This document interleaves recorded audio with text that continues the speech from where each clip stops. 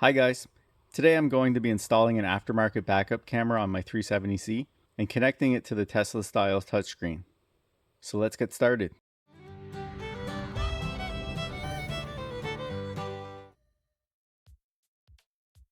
So I start by removing everything from the trunk and all the plastic bits I need to in order to run wires from the head unit to the rear bumper. So here's the backup camera I'm installing today. It's just a cheap generic one from Amazon. This kit comes with a camera, mounting plate, power wire, video cable, as well as a screwdriver, mounting tape, and instructions. The idea is once all the wires are run and connected to the head unit, the camera can easily be replaced with a better one if needed. Inside the car, I now remove the trim from around the shifter, as well as the shift knob and boot. I then unscrew the side covers and console and pull the touchscreen free from the dash. With the cup holder removed, I can reach under the console to run my wires. First, I maneuver a fish tape back to the trunk, then attach my wires to it and pull it back to the front. Next, I find a spot to mount the camera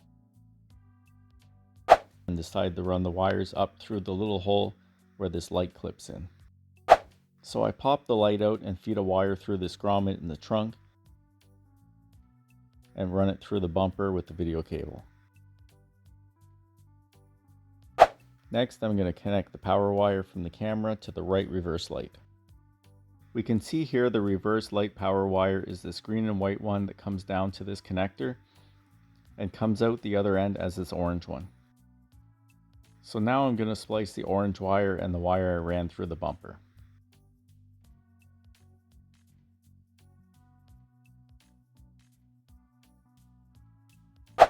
Out back, I connect that wire to the camera power and the video cable power wires and ground the camera to the license plate like ground. Now I adjust the angle of the camera and stick the camera in place, then secure it with the supplied screws.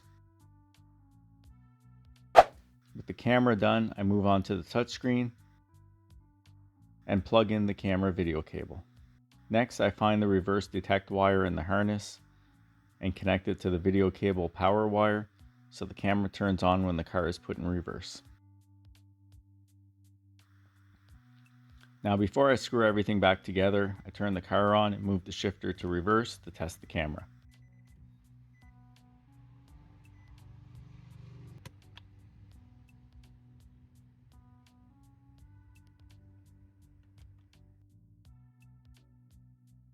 With that working, I can put the touchscreen back into place and reinstall the side covers, shift knob, and the trim. Now it's time to put everything back in the trunk. So in go the foam pieces, the plastic covers, the spare tire, and the subwoofer. With the cover in, I put the rubber seal back on and we're done. Well, that's going to be it for this video. Give it a like if you found it helpful. Subscribe if you haven't already. And I'll see you in the next one.